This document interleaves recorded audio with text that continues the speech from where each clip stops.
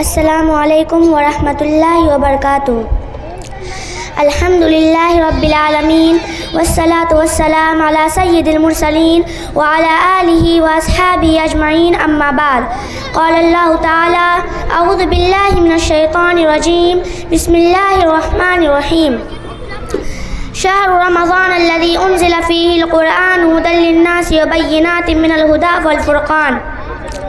صدر محترم، اساتذہ کرام، حکم صاحبان، مہمانان اعظام اور معزز سامعین،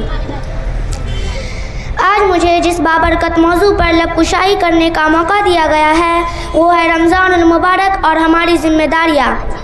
بہت جلد رمضان کا مقدس مہینہ ہم پر سایہ فگن ہونے والا ہے، اور یہ وہ مبارک مہینہ ہے جس میں قرآن مجید لوح محفوظ سے آسمان دنیا پر نازل ہوا، اور اللہ تعالیٰ قرآن مجید میں ارشاد فرماتا ہے، شہر رمضان الذی انزل فیہ القرآن ھدی للناس وبینات من الہدی والفرقان، یعنی رمضان کا مہینہ ہی وہ مہینہ ہے جس میں قرآن نازل ہوا جو لوگوں کے لیے ہدایت اور فرقان یعنی حق و باطل کے درمیان فرق کرنے والی روشن نشانیاں رکھتا ہے۔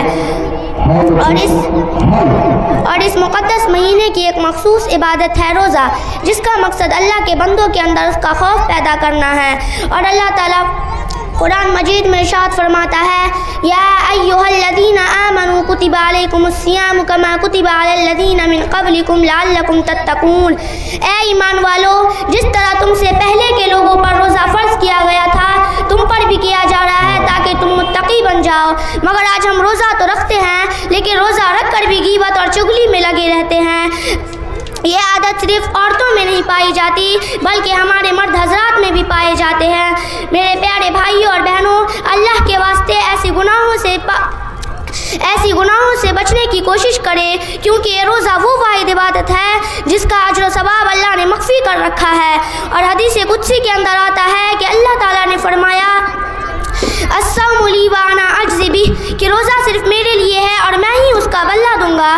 روزے دار کا مقام و مرتبہ دیکھیے کہ حدیث کے اندر وارد ہے کہ روزے دار کے لیے جنت میں ایک مخصوص دروازہ ہوگا جس کا نام ریان ہوگا، اور کیوں نہ ہو کہ روزہ ایک ایسی عبادت ہے کہ اس کا علم صرف اللہ تعالیٰ کو ہوتا ہے یا روزہ رکھنے والا بندہ کو ہوتا ہے۔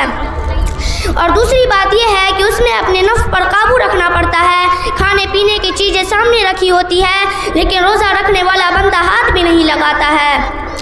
رمضان المبارک کی ایک دوسری اہم عبادت جس کو تراویح کہا جاتا ہے، میرے پیارے بھائیوں اور بہنوں، یہ دراصل وہی نماز ہے جسے عام دنوں میں تہجد کے نام سے تعبیر کیا جاتا ہے۔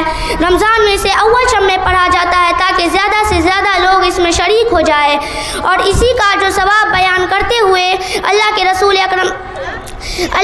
صلی اللہ علیہ وسلم فرماتے ہیں، من قام رمضان و ایمانا و احتسابا غفر له ما تقدم من ذنبه۔ جو آدمی ایمان اور ثواب کے نیت سے رمضان میں قیام اللیل یعنی تراویح پڑھتا ہے اس کے اگلے گناہ معاف کر دیے جاتے ہیں۔ رمضان المبارک میں چونکہ قرآن مجید کا اس دنیا میں نزول ہوا ہے، اس لیے ہمیں اس مبارک مہینے میں زیادہ سے زیادہ قرآن مجید کی تلاوت کا اہتمام کرنا چاہیے۔